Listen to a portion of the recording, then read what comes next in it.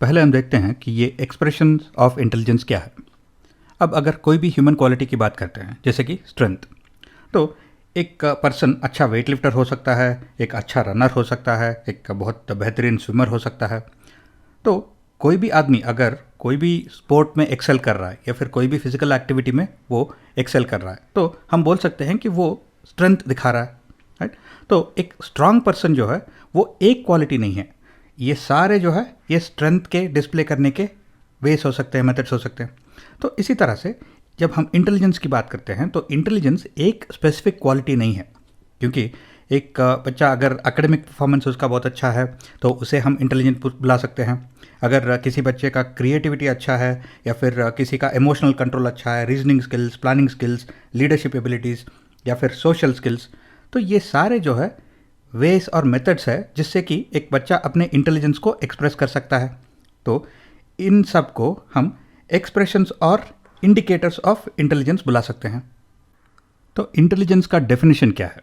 Well, अगर हम intelligence का बहुत ही थियोरेटिकल डेफिनेशन देखते हैं तो intelligence is a very general mental capability that among other things involves the ability to reason, plan, solve problems, think abstractly, comprehend complex ideas, learn quickly, and learn from experience. It is not merely book learning, a narrow academic skill, or test taking smarts. Rather, it reflects a broader and deeper capability for comprehending our surroundings, catching on, making sense of things, or figuring out what to do. तो ये था wall street definition के ऑपेड में दिया गया definition 1994 में। लेकिन अगर हम इंटेलिजेंस का एक सिंपल डेफिनेशन देखते हैं तो इंटेलिजेंस एक एबिलिटी है to acquire knowledge and to apply that knowledge and skills.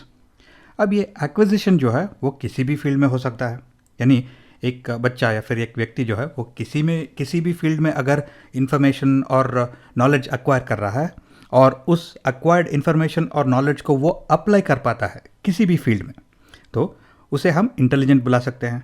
तो इंटेलिजेंस जो है वो बहुत ही जेनेरिक टर्म है। तो ये इंटेलिजेंस आखिर है क्या? वेल, जैसे कि हमने प्रीवियस स्लाइड में देखा, इंटेलिजेंस एक एबिलिटी है नॉलेज या फिर स्किल्स को अक्वायर करने का और उन नॉलेज और स्किल्स को कहीं अप्लाई करने का, और ये किसी भी फील्ड में हो सकता है।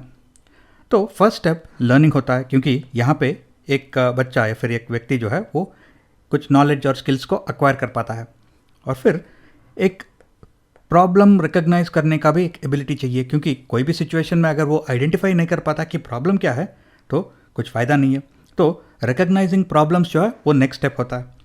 फिर थर्ड, ये लर्निंग या फिर स्किल्स जो भी उसने सीखा है उसको अप्लाई करना है उस प्रॉब्लम पे, ताकि उस प्रॉब्लम को वो सॉल्व कर पाए, और ये किसी भी फील्ड में हो सकता है। जैसे कि एक मैकेनिक जो है वो सीखता है कि अलग अलग टूल्स को किस तरह से इस्तेमाल किया जाता है, और वो प्रैक्टिकली उसको एक्सपीरियंस भी रहता है कि कार का इंजन कैसे काम करता है, कार के अलग अलग पार्ट्स किस तरह से काम करते हैं। और जब एक कार उसके गैराज में लाया जाता है कोई प्रॉब्लम के लिए, तो वो रिकग्नाइज कर पाता है कि प्रॉब्लम क्या है इस गाड़ी में। फिर जो उसने टूल्स और स्किल्स और नॉलेज जो उसने एक्वायर किया हुआ है वो इस्तेमाल करता है ताकि वो इस प्रॉब्लम को सॉल्व कर पाए, इस गाड़ी को फिक्स कर पाए। इसी तरह एक बच्चा जो है वो अलग अलग फार्मूला सीखता है, अलग अलग थियरी सीखता है ट्रायंगल्स के बारे में।